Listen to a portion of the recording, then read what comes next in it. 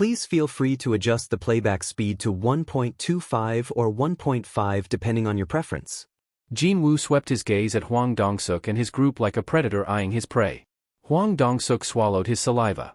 He was already pretty surprised by the dagger appearing in that man's hands, but more importantly, Park Juntae's death shook him to the core rather greatly. How did an E-rank hunter kill a D-rank in one hit?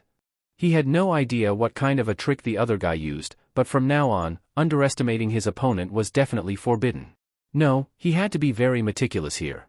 Hwang Dong-suk gave a signal with his eyes to his side. Gyuhwan hit him one more time. Jo Gyuhwan lightly nodded his head. This time, he wouldn't make the same mistake again. Jo Gyuhwan told himself such as lights began gathering in his hands again.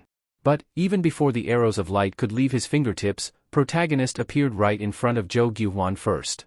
Jo Gyuhwan's jaw hit the floor. The light in protagonist's eyes gleamed coldly. You first, the magic-type hunter who possesses strong firepower but a weak body. Protagonist had finished his calculations already. The dagger stabbed straight through Jo Gyuhwan's neck. Stab.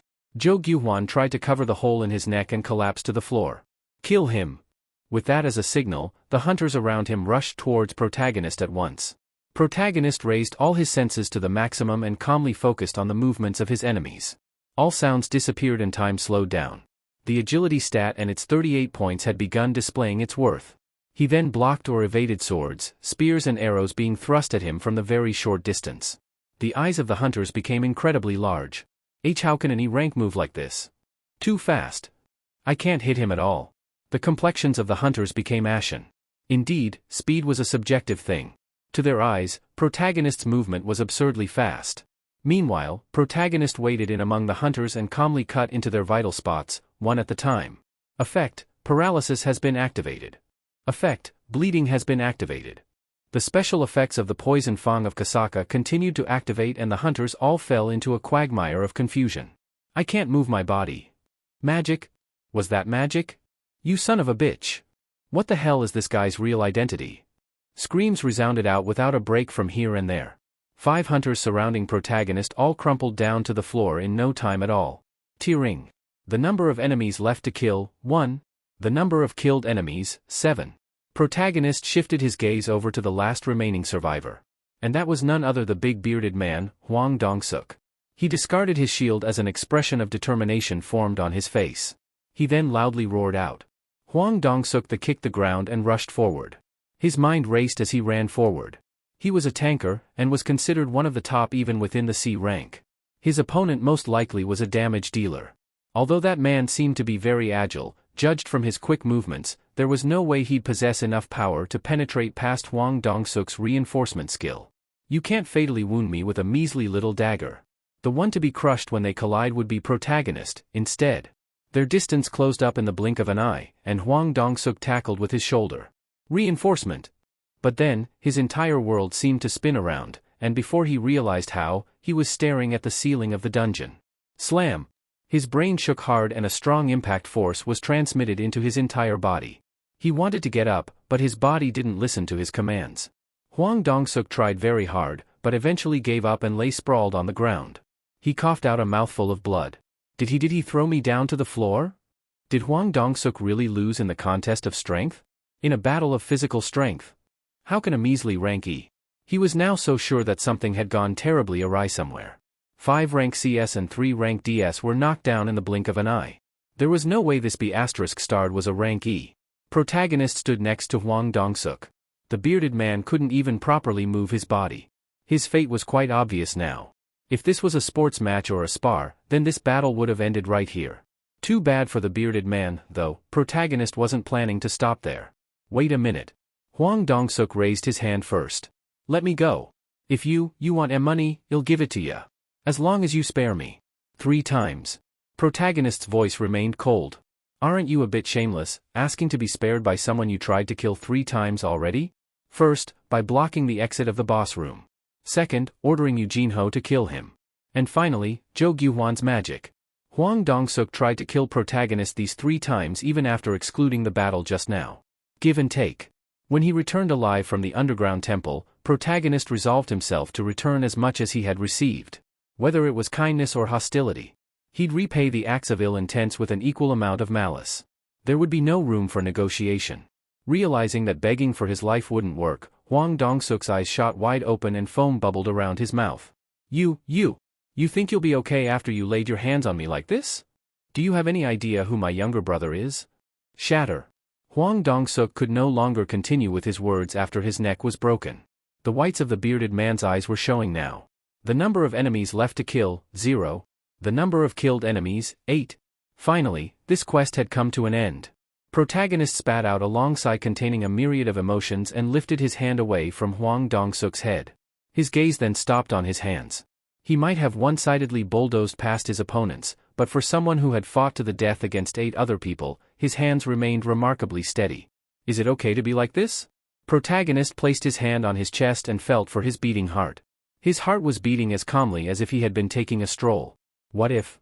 For the first time ever, he began to think that, seeing the system wasn't the only change taking place within him after he returned alive from the underground temple. However, his musings had to be kept brief. Soon, the familiar beep entered his head. You have completed emergency quest, kill all the enemies. Completion rewards are now available. Would you like to confirm the rewards? Y/N. He was half expecting this to happen, and sure enough, he now had received rewards. Protagonist didn't even hesitate and chose yes. Confirm. The following rewards are available. Reward 1. Full recovery of the current physical condition. Reward 2. 10 additional stat points. Reward 3. Skill, Intimidation. Not only 10 points, but even a skill, too? Protagonist's eyes widened from the huge amount of available rewards.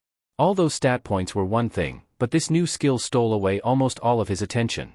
If I didn't possess the dash skill when fighting that spider. The only reason why he managed to hunt the boss down was because of dash. There was no need to mention how important a skill was during a battle. It was not for nothing that a rune stone, with which a person could learn a brand new skill, cost several hundreds of millions of won. Protagonist immediately checked this skill called Intimidation out. Show me the third reward. Skill, Intimidation LV1. Active skill. Mana required to activate, 100. Can render a designated target in a state of fear for 1 minute by using your powerful aura. Multiple targets can be selected. Effect fear, all stats minus 50%. Although it was only active for a short time, it was still a rare skill that could decrease the opponent's stats by a substantial amount. Of course, exactly like other effects, if the opponent's resistance was high enough it would fail to activate.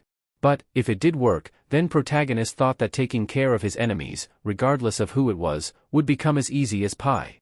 And since it could be used against multiple opponents, the scope of this skill's usefulness seemed limitless, too.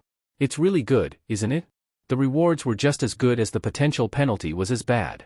Hang on a sec. Now that I think about it, it's not like that, is it? After all, his life was at stake here. And, was that all? Protagonist took a look around him. He frowned deeply after taking in the gruesome sight. He had witnessed enough deaths of other hunters, but even then, he'd never really get used to looking at the corpses of other people. This was what this quest asked of him, though. But, for a quest that asked for many lives as its completion requirement, the rewards handed out felt rather cheap and not quite enough. Well, even if it weren't for the quest, he'd still have to fight against Hwang Dong-suk and his crew in the end, but still. And they say, a man's greed knows no bounds. Protagonist shook his head wryly. It was then, the cave shook around once more. Rumble. The tremor had become stronger than before. It was now the time to get out of the dungeon. But, before he could do that, there was something else he needed to take care of first. And that happened to be Eugene-ho. Protagonist's gaze drifted toward him. Eugene-ho had been pitifully frozen solid in his spot until then, and flinched rather grandly before hurriedly lowering his gaze to the ground. Now, what should I do with this kid? Of course, he wasn't thinking of harming Eugene-ho. There was no need to, nor was there a reason to do so, either. However, if the events of this place got leaked out to the rest of the world, then there was a good chance that his life would become inconvenienced in a variety of ways. So, I guess I should make sure he doesn't talk, huh? Just as he thought that course of action would be for the best, Eugene-ho rapidly ran towards him, knelt down, and bowed his head. Hyungnim, please spare me. Suddenly, protagonist felt that the following conversation should unfold a lot more smoothly than his initial expectation. Eugene-ho was shaking like a wet dog. His complexion was pale, as well. Well, 8 people died in the blink of an eye right in front of his face, so that was par for the course, really. One of the most important tools in dealing with people was this: the fear. So, protagonist decided to use the situation to his advantage. Why should I? Hyungnim, if you spare me, then I'll hand over all the profit earned in this dungeon to you. As expected, protagonist immediately displayed his interest. Please, think about it, Hyungnim.